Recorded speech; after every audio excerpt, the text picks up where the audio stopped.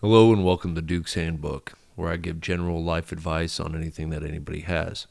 The Reddit episodes are Mondays at 05:30 in the morning Mountain Time. Anytime somebody emails in or have multiples like that, those episodes are released Tuesday through Friday at 5:30 in the morning. Thank you for listening. Enjoy the show.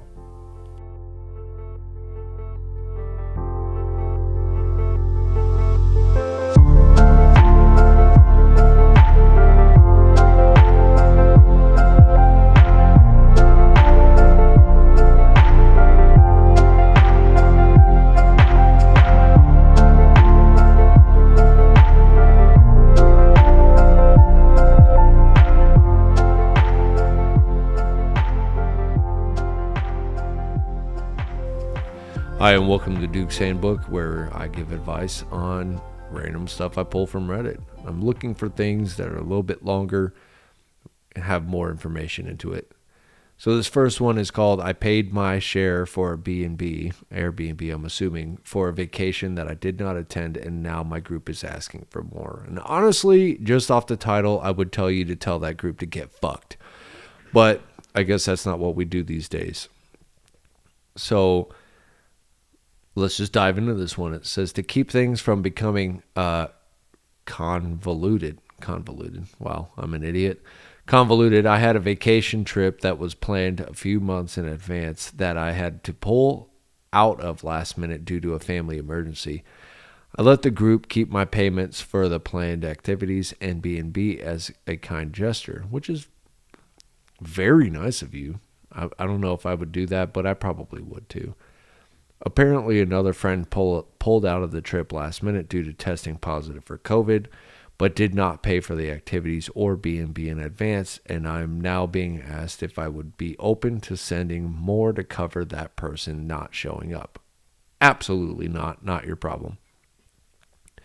I feel like I have no obligation to pay for that person and provided accountability for my portion of a trip that I did not attend.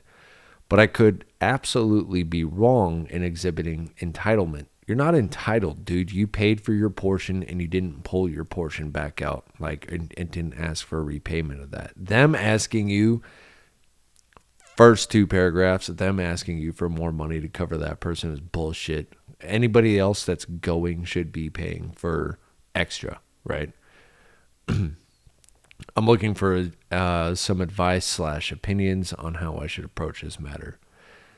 So this was a shorter one, but the edit is actually a lot longer too. So I'm going to get into the edit here. Edit. Thank you everybody so much for your replies. I wanted to trust my initial gut feelings about this situation, but still had some reservations given the circumstances. To clarify and update on some things. They are not asking me to front the entire cost of the additional friend who did not attend as well. Rather, they are asking me to pitch in more to split the cost for the missing share. As I've understood and found out, the additional friend that did not attend is unaware of my other friend's intentions to split the missing portion.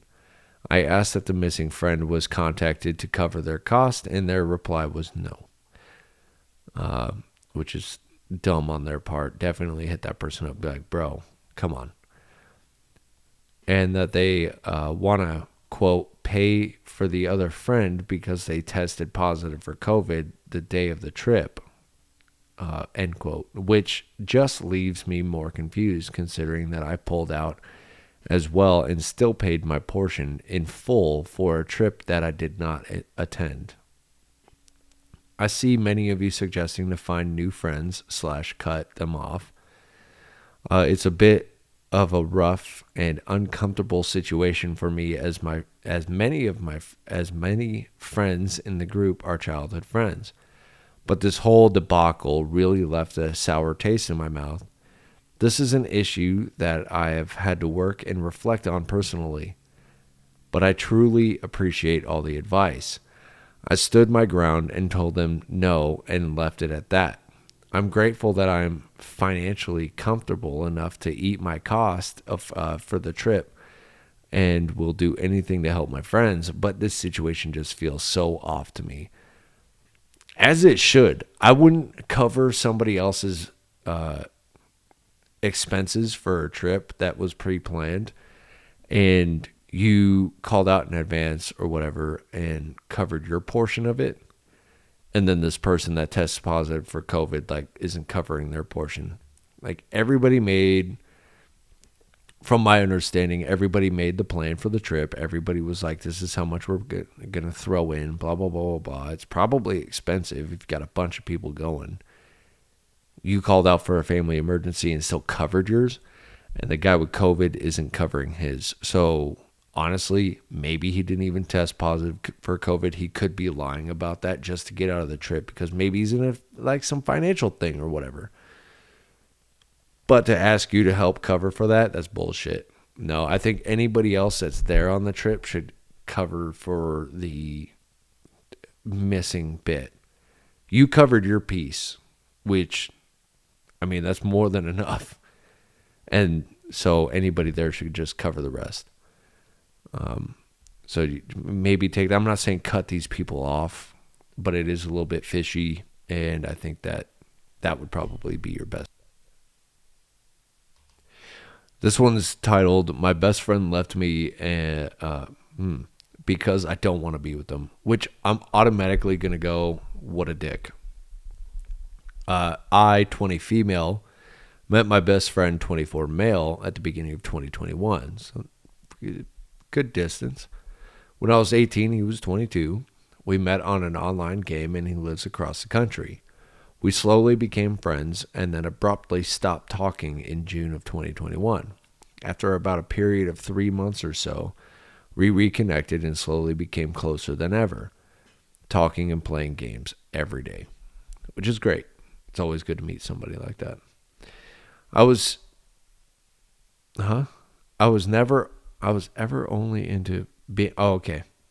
only ever into being his best friend, and I made that clear to him numerous times. Still, he would make sexual comments to me about my body or things he would do to me constantly. Weird. Even though it made me uncomfortable, he would also call me pet names, which I would frequently say I don't want to be called. Sometimes I felt like he did that to make himself believe we were dating. Recently, I started dating an ex-coworker, which meant I limited time spent with my friend as to spend time with my boyfriend, but made a point to give plenty of time to my friend, which my best friend reacted fine to. Apart from saying he hopes he can get he can get the same chance one day. We had fights before when I've talked to other people, and he'd get mad and blow up on me, then apologize and swear to never do it again. Well, he's doing it repeatedly, so that's a problem, obviously. The other day, however, was different. It started out with him making a joking comment towards me that involved something I did not want to be called, which I asked him to not say, probably kitten or babe or something like that. He proceeded to blow up and call me names, including dumb, sensitive, and a crybaby bitch. That made me furious that he would speak to me that way, and we argued for a while. I mean, understandably so. During this, he told me that it doesn't matter how he speaks to me because he's just a friend to me, and how it would be nice to be treated the way he actually wanted, which I'm assuming the way he actually wants to be treated is as your boyfriend. I told him I cannot do that. We are just friends, and he knows that. Plus, I'm with my boyfriend. He told me he doesn't need any more friends. He ended up saying, "Fuck you," at the end of the argument. So I left him on red and haven't spoken to him since. My boyfriend says he's proud of me for reaching out and that friends wouldn't treat each other that way. I'm hurt, and I feel like he was only friends with me to get into my pants. And when he realized I didn't want that, he couldn't handle it. What do I do? Am I in the wrong? No, you're not in the wrong. And it's a little hard to get into somebody's pants from like miles away. I would say he definitely wanted something more, and in that 3 month span of time, he probably had a girlfriend or whatever, like got a girlfriend. I don't know, whatever. And that's why you guys didn't talk, because usually that's how that works. In the way he reacted to you by telling you to to quote get fucked, as you will, I think that's a little much. You would think a friend would respect your boundaries, and your boundaries are set, and you've already set your boundaries. You've got your boyfriend. You told this person you've got a boyfriend, and they're not respecting that boundary. That's definitely good reason to cut them off. Just go ahead and leave them on red on that fuck you. You're going to get a text back from that person that they're going to be all apologetic and everything. I'm sorry I acted that way, blah, blah, blah, this and that. Fuck that. Fuck this person. It's a gaming friend. Become an acquaintance at most. Like, that's what you need. Not everybody that comes into your life is meant to be a friend, a partner, or anything like that. Like, everybody is an acquaintance until a friendship actually buds. So, especially long distance like that, I would say, I don't know, fuck that guy. Like, for real, fuck that guy for being such an insensitive cunt. And you know what? He can go and do whatever the fuck he wants in his life. It doesn't bother you. It doesn't affect your life. Leave it at that. Just fucking be done with it. Dude's a piece of shit. Or, well, not a piece of shit, but he's definitely an asshole, for sure. This one is called, She Turns Every Disagreement into a Screaming Fight, and I Can't Handle It Anymore. We are both 19. Both female, I'm assuming, because it just says we are both 19F. We've been friends for 2 years now. She has a kind heart, but she is a bit spoiled by her parents, which makes her very headstrong and imposing to others. Every time we disagree about something, she goes mad extremely fast.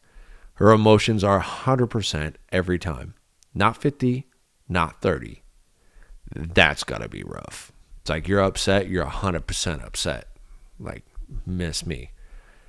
She starts shouting and speaking very loudly, like she thinks shouting will make her opinion mine as well. That's not good. She has said things like, "Are you dumb? Does your brain work? You are nonsense," and many others that really hurt. There were 2 times that I fought back. Usually I just remain calm because there's no point. Obviously not. Nobody likes to argue. These 2 times I literally got out of hand. I started screaming at her and crying, saying that she treats me awful and that I can't handle any more shouting. I was shaking. The last time was in public, and I felt so embarrassed after. I couldn't handle it, though. She was screaming at me as well.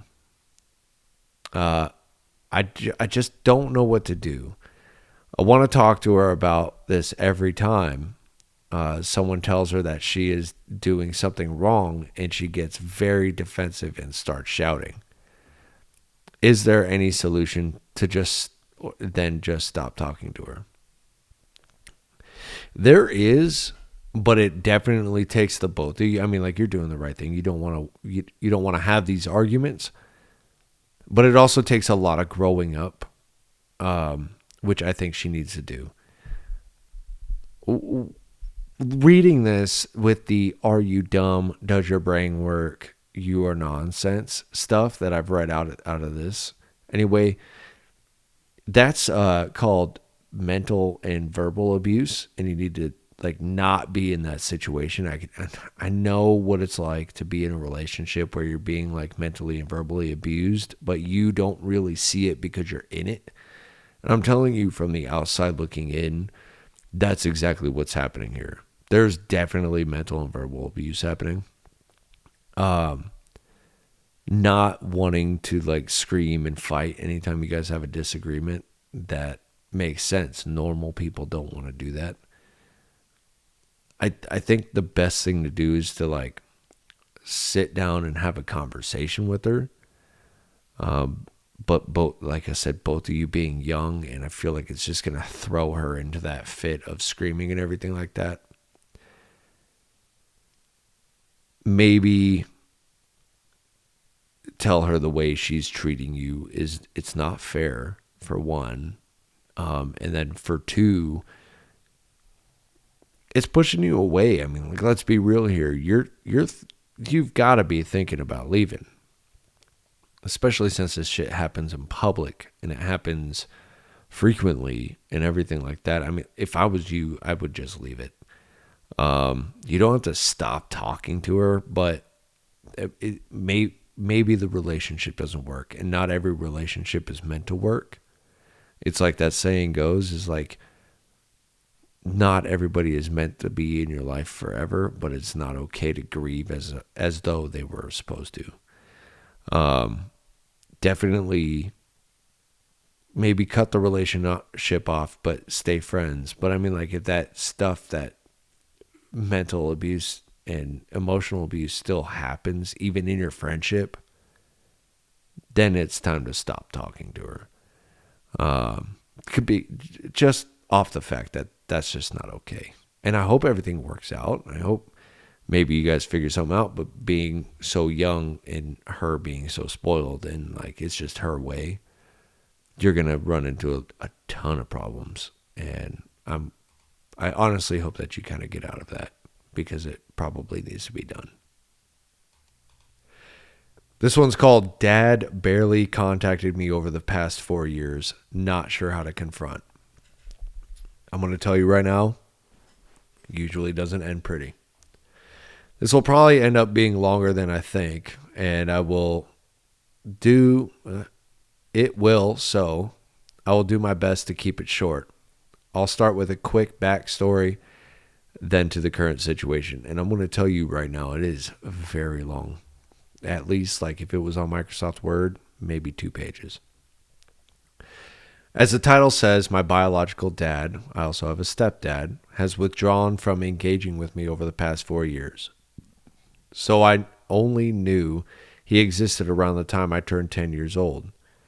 I, female 30 now, until my mom and stepdad broke up, and I was told that my stepdad wasn't my real dad, and was introduced to my biological father because my mom needed child support. My biological father, bio dad, never wanted kids. So when my mom got pregnant, when they were 18, he told her to abort. She said no, and he kicked her in the stomach. Oh, Jesus. And she cut him out of her life. Thank God, Mom. Good job. Get the hell out of there. After meeting him at 10 years old, we had an awkward relationship. We never talked much, but I was sent to stay with him once a month or so for weekend sleepovers, which usually included me hanging out alone while he went to work or bringing me to his AA meetings. Makes sense. He bought me nice gifts and stuff and did try to connect with me from time to time. When I was 18 or 19, he moved from my city, Vancouver, BC, to Alberta without telling me, which was a bit of a shock to me. He did, however, help pay for a portion of my culinary school and continued to give me nice gifts every so often, which was not something I was used to. That's him trying to like win you over for being a piece of shit for so long. Even got my name tattooed on his forearm in giant letters during his tattoo phase. He also came to visit once a year, and I went out there a couple of times. He also did contact me here and there to check in. We don't have a ton in common. He's extremely conservative, loves Trump, makes inappropriate racial or gay jokes. I'm not liberal, but I'm somewhere in the middle and don't enjoy these topics or jokes. And it was still awkward having conversation, but at least we were both trying. And at least that's how I saw it at the time. Which is nice. At least he's trying. My biological father didn't at all. And that might be a story for another time. This is probably all along the same thing. This all changed about 4 years ago. He started to contact me less and less around 2018. The last time I saw him was 2019 before COVID. After that, it was difficult to get a flight for obvious reasons. But in the last visit, something already felt off. He had started smoking, which shocked me, as he had not done so in years, but it was his new girlfriend who got him back into it. Uh-oh. She was also kind of babying him, which I found odd.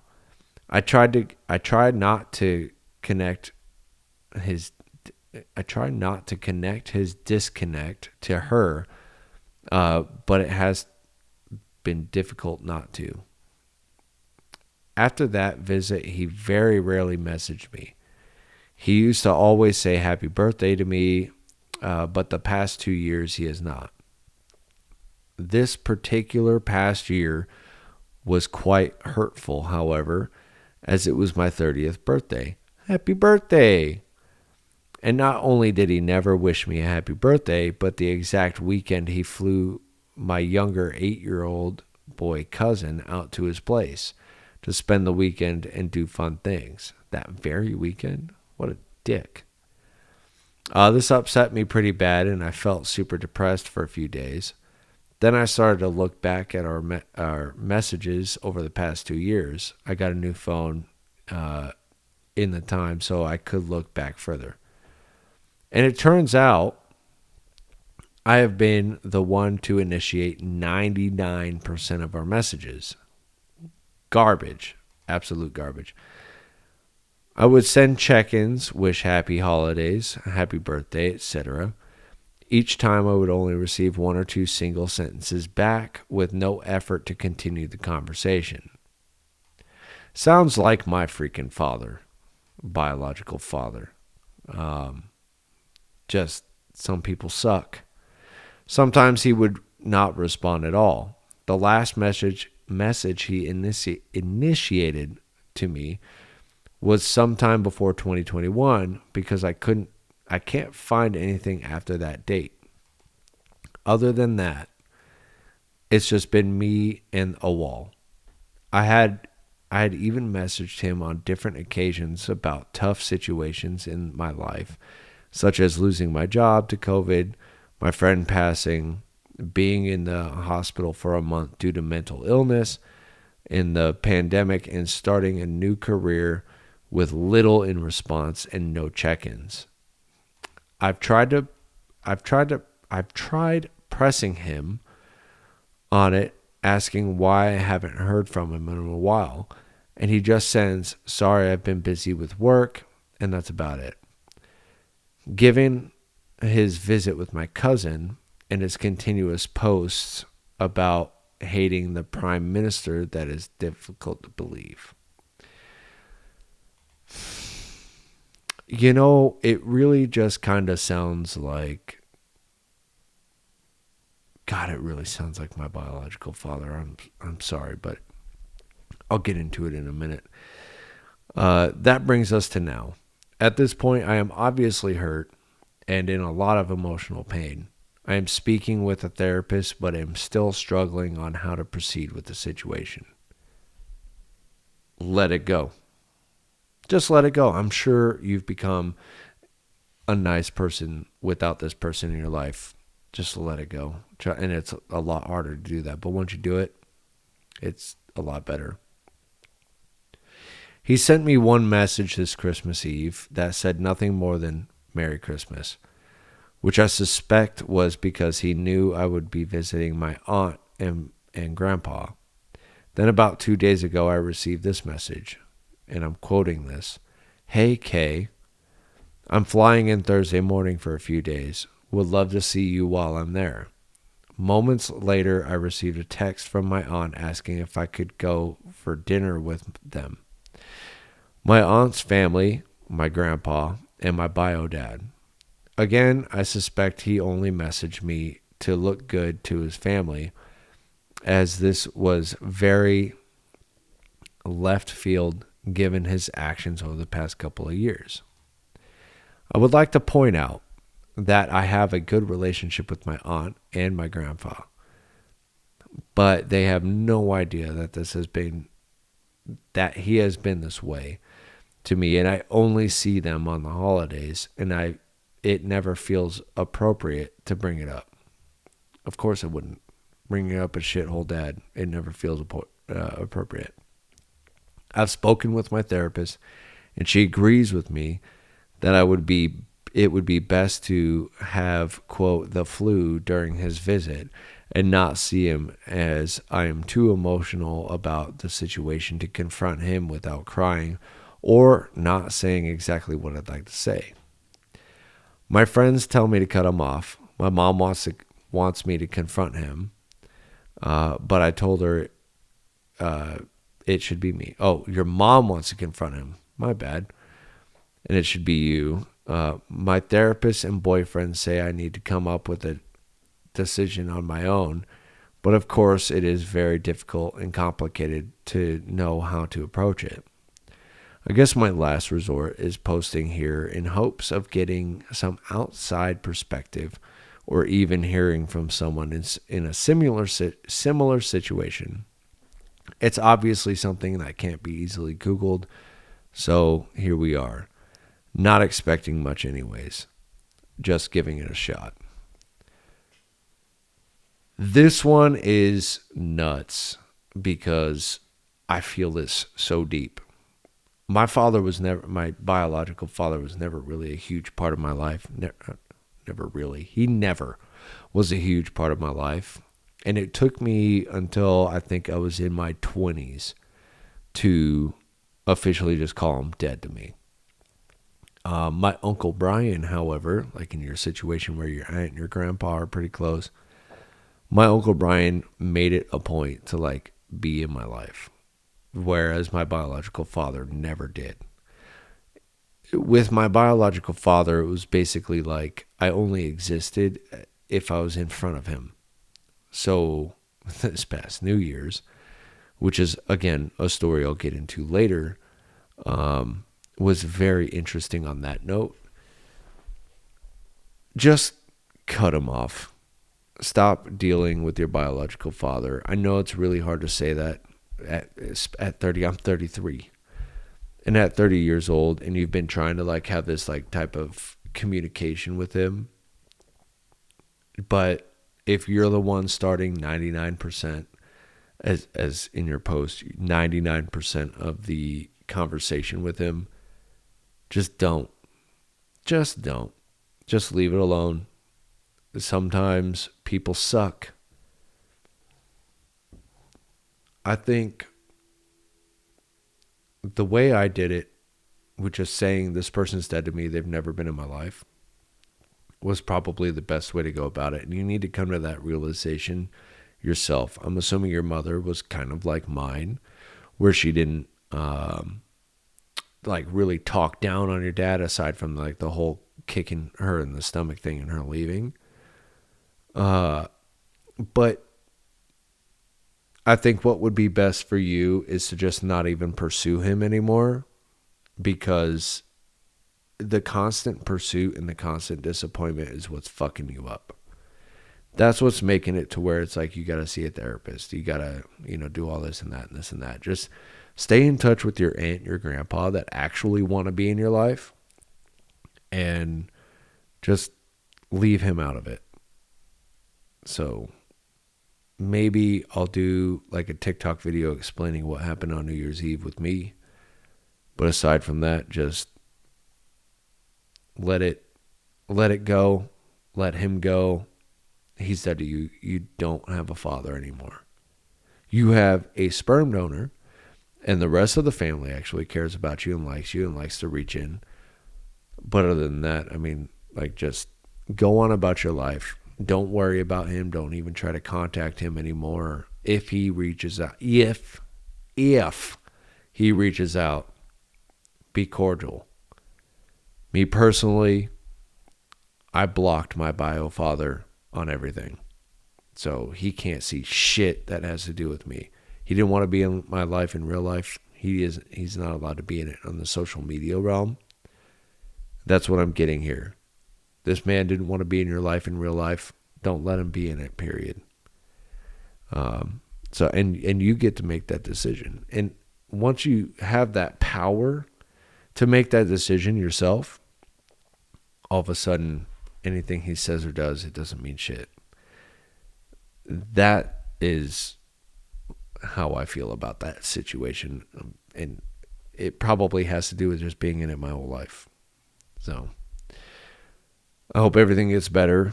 I really do kind of hope you cut him off and move on with your life and do better off without him. You've gotten this far without him. You don't need him in your life anyway. So happy birthday. Thank you for listening. I hope somebody may have gotten something out of this episode today. And we'll see you next week. You have a good rest of your day.